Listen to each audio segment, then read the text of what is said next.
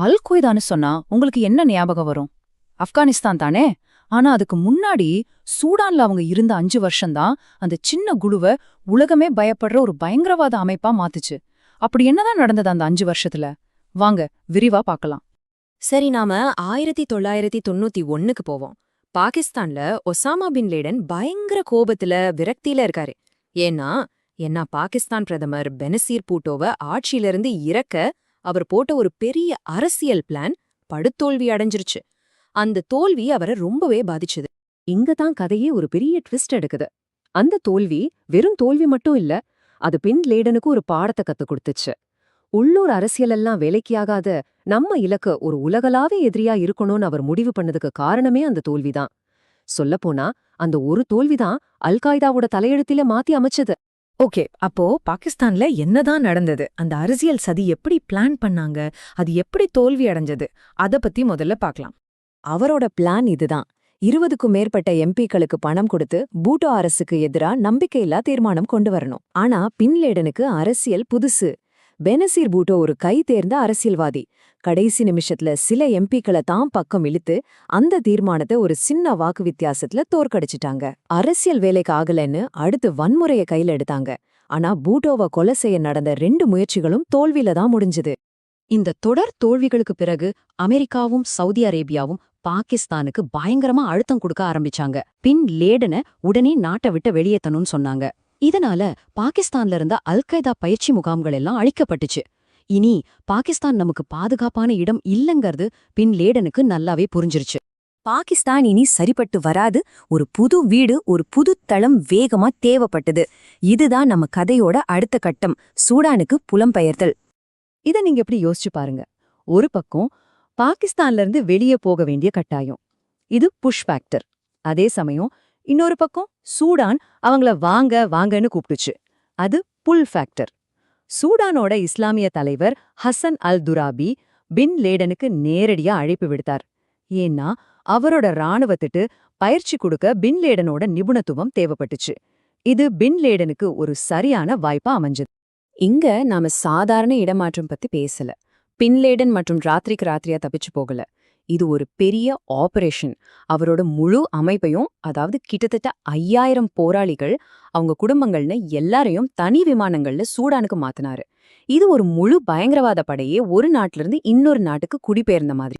சூடான்குள்ள போனதும் அல் கொய்தாவுக்கும் சூடான் அரசுக்கும் மத்திய ஒரு விசித்திரமான, அதே சமயம் ரொம்ப ஆபத்தான ஒரு உறவு உருவாக ஆரம்பிச்சது. இது ஒரு சிம்பிளான டீல்.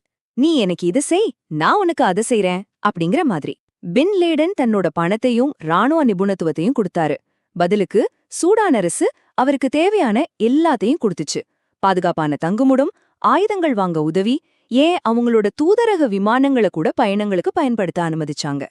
இந்த நேரத்துல தான் அல் கொய்தாவோட கனவுகள் எவ்வளவு பெருசா வளர்ந்திருந்ததுன்னு தெரிய வருது. இத கேளுங்க.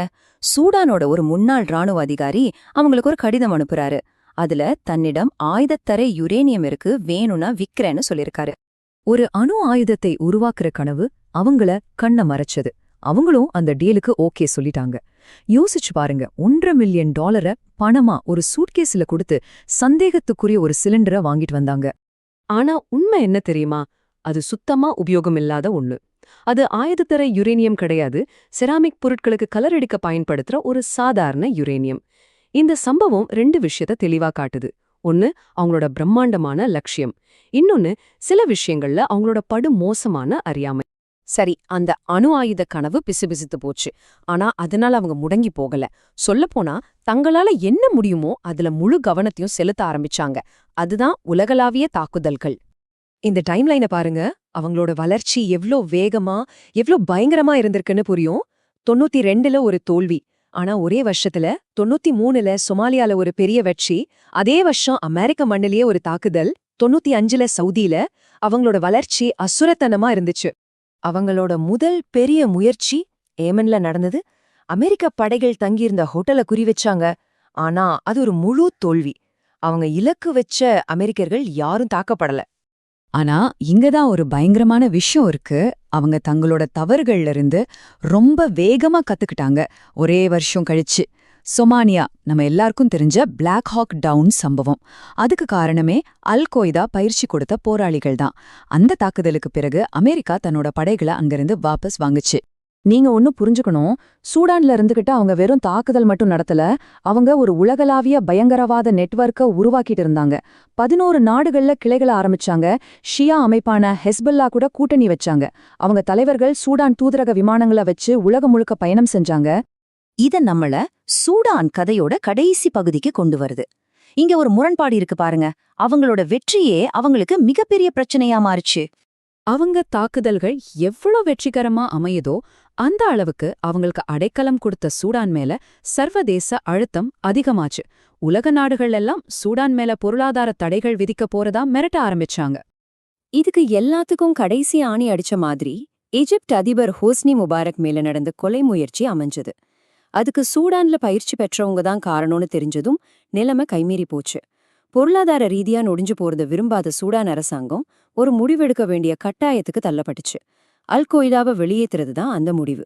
கடைசியா மே 1996ல பின்லாடனும் அவரோட அமைப்பும் சூடானை விட்டு வெளியேற வேண்டியதாச்சு. அவங்க திரும்பவும் எல்லாம் ஆரம்பிச்ச இடத்துக்கே போனாங்க, ஆப்கானிஸ்தான். ஆனா இப்போ திரும்பி போன அல் கொய்தா முன்னேறந்ததை விட பல மடங்கு சக்தி வாய்ந்த ஒரு மிருகமா மாறியிருந்துச்சு. அவங்க கிட்ட முன்ன விட அதிக பணம், அதிக அனுபவம், நல்ல ஆயுதங்கள், அப்புறம் ஒரு உலகளாவிய நெட்வொர்க் இருந்துச்சு. இப்போ திரும்பவும் ஆப்கானிஸ்தானுக்கு போயிட்டாங்க. கேள்வி இதுதான், அடுத்து அவங்க என்ன செய்ய போறாங்க?